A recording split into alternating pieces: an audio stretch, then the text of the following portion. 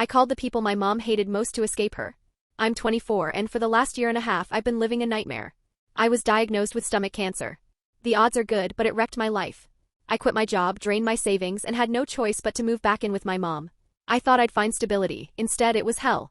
My entire life revolved around her demands. 2 cartons of cigarettes, 3 large bottles of wine, Fritos, Coke, a list of things I had to pick up immediately after grueling chemo sessions.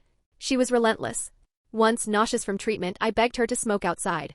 She blew smoke directly in my face and laughed. Oh, relax. Secondhand smoke won't kill you. The cancer already is. She forced me to put her as the beneficiary on my life insurance. She sold my car and the money vanished. She dumped every chore on me, even when I could barely stand.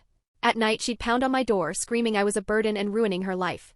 Once around 2 a.m. she screamed, "You're killing me just like your father." I lay there, too weak to move, silently crying.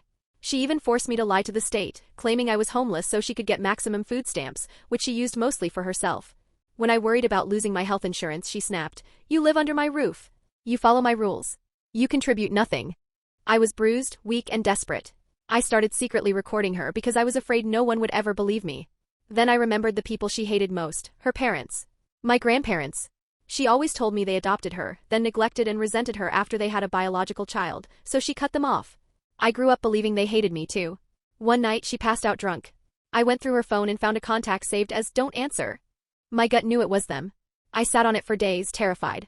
When I finally dialed, my grandmother cried the second I told her who I was. When I explained the cancer, the living situation, and the abuse, she was horrified. They insisted on meeting the very next day. We met at a diner. My grandmother saw my sunken cheeks and thinning hair and crushed me in a hug, sobbing. My grandpa looked heartbroken. That's when I learned the truth. My mom was the nightmare kid, lying, stealing, always in trouble.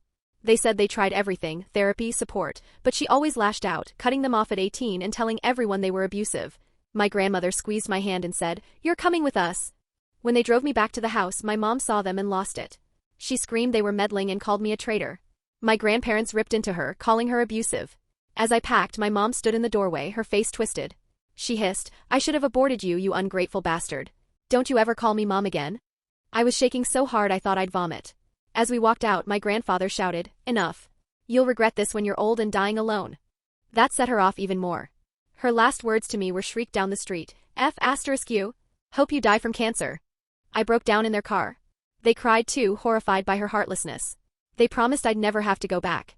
Now I live with them. My grandma makes sure I eat, and my grandpa drives me to chemo. I betrayed my mother's secret, but I saved my life.